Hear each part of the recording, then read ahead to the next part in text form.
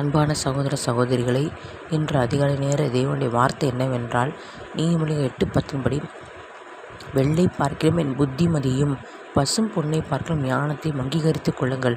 இந்த வசனத்தை கேட்டுக்கொண்டிருக்கிற தேவ ஜனங்களை, கர்த்தர் நம்மை வசனத்தின் மூலமாக அறிக்கை செய்து விடுதலை, சுகம், சமாதானம், ரட்சிப்பு, ஐஸ்வர்யம் எல்லாம் பெற்றுக்கொள்ள வேண்டும் என்று அவர் விரும்புகிறார்.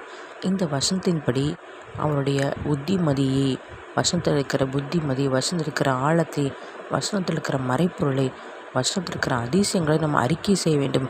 நம் உரிமை பாராட்டி கொள்ள வேண்டும்.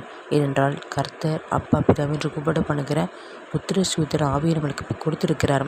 அந்த புத்திர சுதந்திர ஆவியை நாம் பெற்றுக்கொண்டு நம் அனுதினமும் கர்த்தரை தேட வேண்டும், கர்த்தரை துதிக்க வேண்டும், கர்த்தரை வசனத்தை அறிக்கை செய்து அவனுடைய நாம் உரிமை பாராட்ட வேண்டும். உங்களுக்காக ஜெபிக்கிறேன்.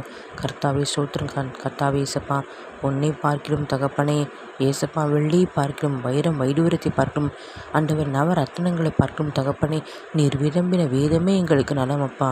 அந்த வேதமே எங்களுக்கு மன மகிழ்ச்சி அப்பா. ஸ்தோத்திரம் கர்த்தாவே ஏசப்பா. இந்த வேத வசனத்தை எல்லோரும் தியானித்து உரிமை பாராட்ட வேண்டும் என்று நான் ஜெபிக்கிறேனப்பா. துதி கன மகிம் யாவையும் இயேசு கிறிஸ்துவுக்கே செலுத்துகிறேன்.